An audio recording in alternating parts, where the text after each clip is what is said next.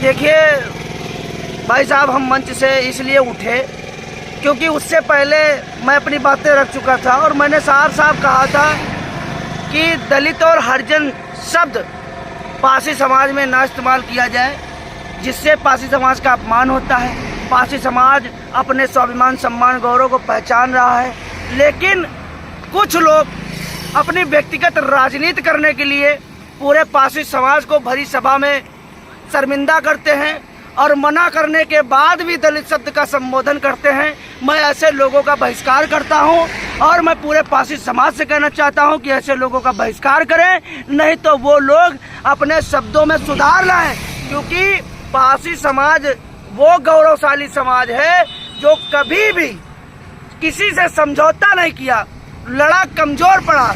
महाशय मसूरिया दिन पासी जी के बारे में अगर सही से पढ़ लेते तो पूरे पासी समाज को दलित बोलने की हिम्मत ना होती लोगों के अंदर, लेकिन पूरे पासी समाज को अपमानित किया गया उस सभा में, क्योंकि हम लोगों ने उसका बहिष्कार किया था कि आप दलित और हरिजन शब्द का उल्लेख ना करें, संबोधन ना करें, लेकिन जानबूझ के वहाँ पे दलित शब्द बोला गया, अपमानित किया गया।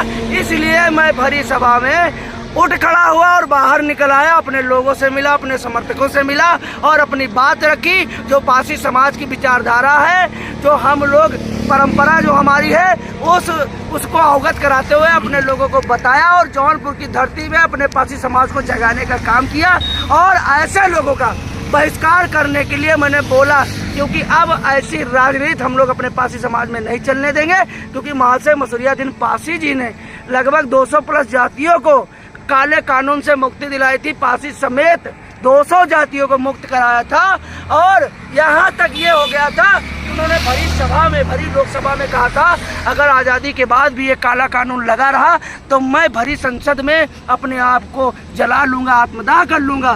तब तत्काल प्रधानमंत्री जी ने इस कानून को मुक्त किया और आज भी पासी समाज को बागी कहा जाता है, गुंडा कहा जाता है। एक्चुअल एक्ट आज भी लगा हुआ है, आज भी लगा हुआ है। आज पासी समाज अपने स्वाभिमान, सम्मान को पहचान रहा है, अपने मत और अपने अधिकार को किस तरीके से देना है वो चीज़ें जान रहा है। तब भी कुछ हमारे समाज के ही लोग हमारे समाज को जागरूक नहीं होने दे रहे। मैं ऐसे लोगों का विरोध करता हूँ, खंडन करता हूँ। मैं तो कहना चाहता हूँ ऐसे लोगों की राजनीति खत्म होनी चाहिए समाज से। ऐसे लोगों को उनके घर पे बैठा देना चाहिए, सांसद विधायक नहीं बनाना चाहिए। और मैं कहना चाहता हूं कि वाकई में अगर वो सर्व समाज की सीटों से जीतते हैं तो सामान्य सीट से टिकट लेके दिखाएं और वहां से चुनाव जीत के दिखाएं। ये पासियों की सीट पे लड़ते हैं, जीतते हैं, क्योंकि वहाँ पे दोनों कैंडिडेट पासी हैं। हम लोगों ने सपोर्ट किया, खुलेआम सपोर्ट किया, तब वो लोग सांसद बन के बैठे हुए हैं, आज पूरे समाज को अपमानित कर रहे हैं। मैं ऐसे लोगों का विरोध करता हूँ, खंडन करता हूँ और आने वाले समय में पूर्ण विरोध होगा 2027 में भी और लोकसभा के चुनाव में भी। इनको लोग को अर्श से फर्श तक लाने का काम करेंगे। शब्दों की शब्दावली यानी कि चयन, जो शब्द के चयन है, इन पर सुधार होना चाहिए। भाई बहुत लोग अपने आप को कहते हैं मैं सुप्रीम कोर्ट का लॉयर हूँ, तो मैं उनसे पूछना चाहता हूँ संविधान में कहाँ पे दलित शब्द लिखा हुआ है?